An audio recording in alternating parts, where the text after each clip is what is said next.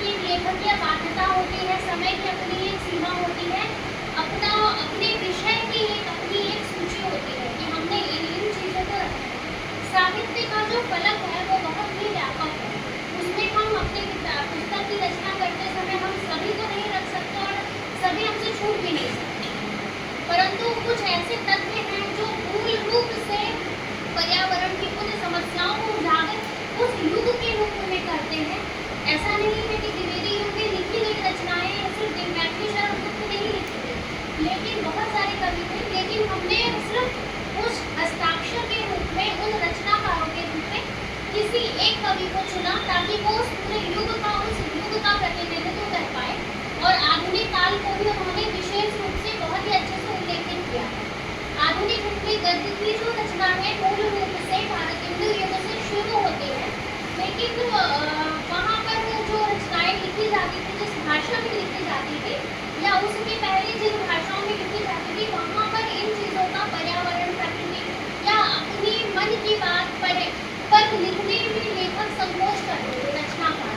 और इन्हीं संकोच को तोड़ने की जो शुरुआत है वो द्विवेदी युग और छायावादी युग से शुरू होती है। पर हम देखते हैं कि छायावादी युग में जो प्रकृति का जो चित्रण दिखाया गया वो स्थूल नहीं था, वो बाह्य रूप में था। प्रकृति का उन्होंने मानवीयकरण किया, लेकिन प्रेरिका के रूप में, प्रेमिका के रूप में उन्होंने चित्रण किया। हम प्रगतिवाद में आते हैं तो वहाँ पर हमने निराला की कुछ कविताएं या फिर केदारनाथ सिंह की कविताएं या फिर अगर हम नागार्जुन की कविताओं में प्रगतिवादी स्तर पर हम ये चीज़ें देखते हैं कि पर्यावरण पर उन्होंने कुछ कविताओं में इसका चिंतन किया है। तो हम अगर ये देखें कि प्रकृति का स्थूल रूप में, सूक्ष्म रूप में या हमें जिन चीज़ों की आवश्यकता है पर्यावरण की दृष्टिकोण को ध्यान में रखते हुए किन किन चीज़ों का वर्णन किया जाए, तो उस दृष्टि से मुझे छायावादी कवियों को थोड़ा इतर होकर मैंने उन चीज़ों को चुना, अज्ञे को चुना, या फिर मैंने प्रयोगवादी कवि को, प्रगतिवादी में हमने नागार्जुन को, प्रयोगवाद में अज्ञे को चुना। उनकी कुछ कविताएं इस रूप में हमें विशेष रूप से दिखाई देती है।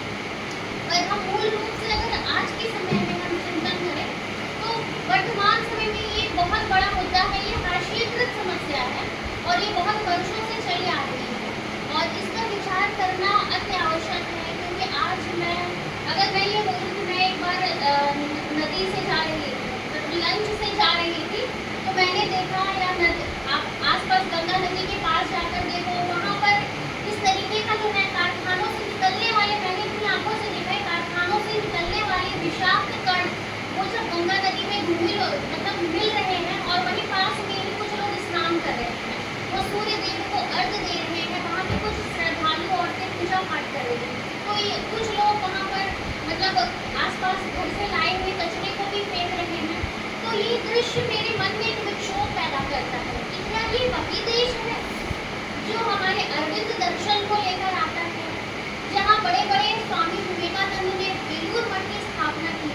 तो क्या ये हम उसी सभ्यता, उसी संस्कृति में जी रहे हैं जिसे आर्यभट्ट कहा जाता है? हमारी अपनी एक संस्कृति है, सभ्यता है, हम लोग समन्वय वाले दृष्टिकोण को लेकर चल रहे हैं। विज्ञान के नाम पर हमारा देश कितना विकसित हो रहा है आगे, लेकिन हमारी मानसिकता दिन प्रतिदिन छोटी होती जा रही है। क्या हम इस पर अंकुश नहीं लगा सकते हैं? हम कुछ रच नहीं सकते हैं, कुछ लिख नहीं सकते हैं? तो इन्हीं दृष्टिकोणों को, इन्हीं सोच को मैंने ध्यान में रखते हुए मेरे मन में इस पुस्तक की पृष्ठभूमि तैयार होती गई और मुझे लगा कि इस विषय पर कुछ लिखना चाहिए, कुछ बड़ा कार्य करना चाहिए। और इसलिए मैंने सबसे पहले तो मैं धन्यवाद देना चाहूँगी भारतीय भाषा पुस्तक लाइब्रेरी को, क्योंकि वहाँ पर न जाने कितनी असंख्य किताबें हैं और इंटरनेट में भी उपलब्ध बहुत सारी गद्य कोश, कविता कोश, शोध गंगा, न जाने कितनी अनगिनत किताबें हैं जिन्हें शायद ही कोई छूता हो या पढ़ता हो, लेकिन वो मेरी नज़र से गया, मेरे दृष्टिपथ से होकर गया और मैंने उन समस्याओं को एक पुस्तक का रूप दे दिया।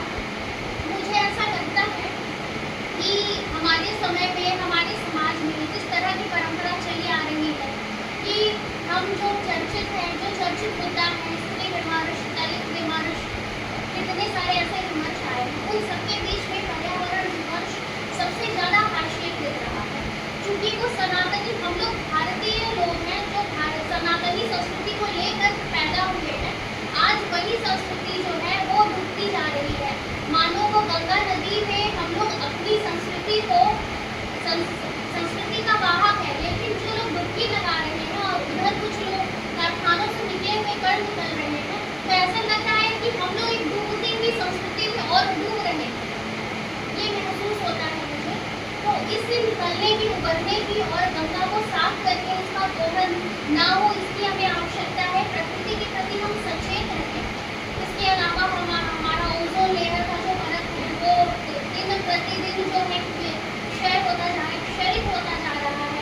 हमने इस विषय को भी अपनी पुस्तक में उठाया है।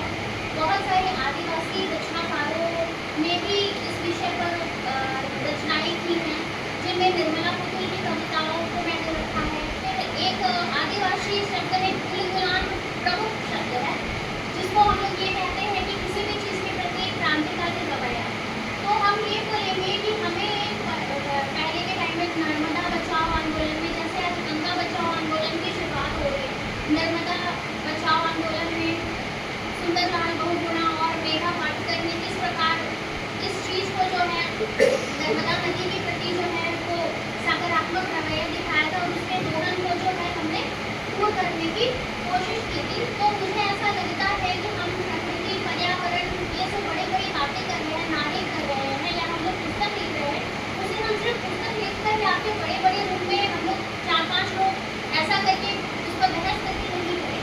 लेकिन इसके लिए हमें ये आवश्यकता है कि इन चीज़ों को हमने जीवन में अपनाएं और इसकी एक विस्तृत पृष्ठभूमि पर इससे बड़ा कार्य करें। और मेरे मन में, मेरे जहन में बहुत सारे ऐसे विचार आए हैं जिसको मैंने इस पुस्तक में शब्दबद्ध किया है।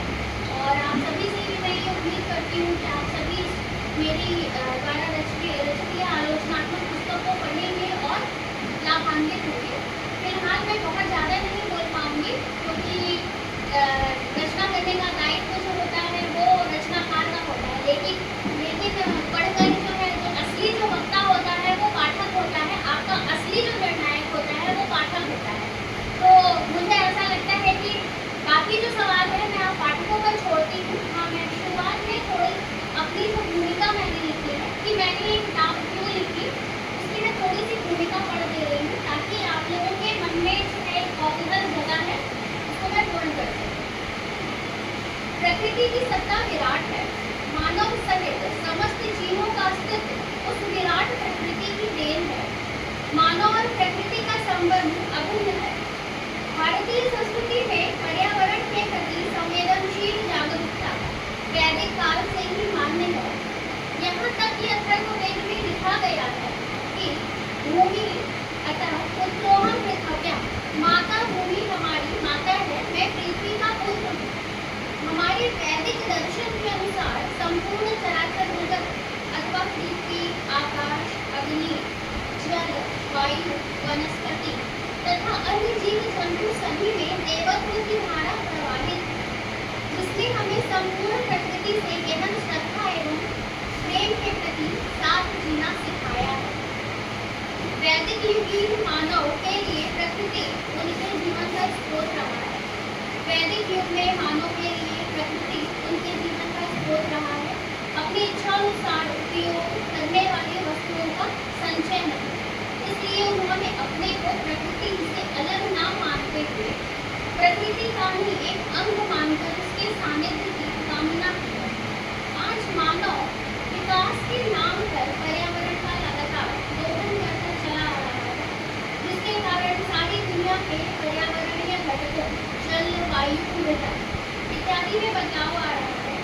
यदि इसी गति से भूमंडल के जैव तथा अजैव घटकों में परिवर्तन होता रहा तो इसका परोक्ष या प्रत्यक्ष प्रभाव मानव जाति पर पड़ेगा, जो निश्चित रूप से हम सबके लिए विनाशकारी होगा। अतः मनुष्य को जीवित तथा निर्जीव सभी अवयवों के आपसी संबंध को ध्यान में रखते हुए अपने क्रियाकलापों को इस तरह से नियंत्रित करने की आवश्यकता है कि हम सबके कल्याण का मार्ग प्रशस्त हो।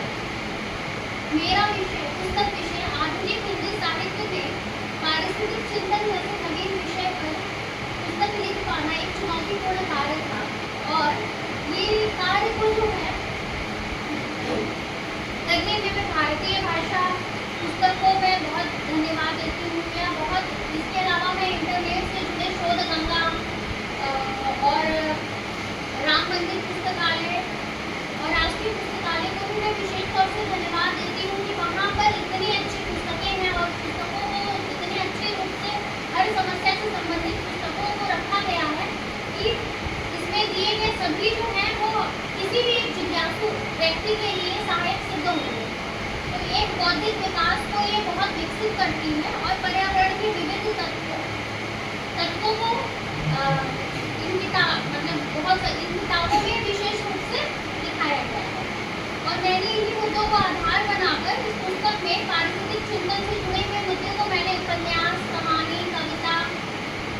आधुनिक हिंदी नाटक, गद्य विधाओं इत्यादि में मैंने रचने का प्रयास किया है। और बाकी चीज़ मैं आप बातों पर छोड़ती हूँ कि आप लोग की नज़र में मेरी ये पुस्तक कैसी है, वही मेरा सबसे बड़ा श्रम का मानदेय होगा। बहुत बहुत धन्यवाद।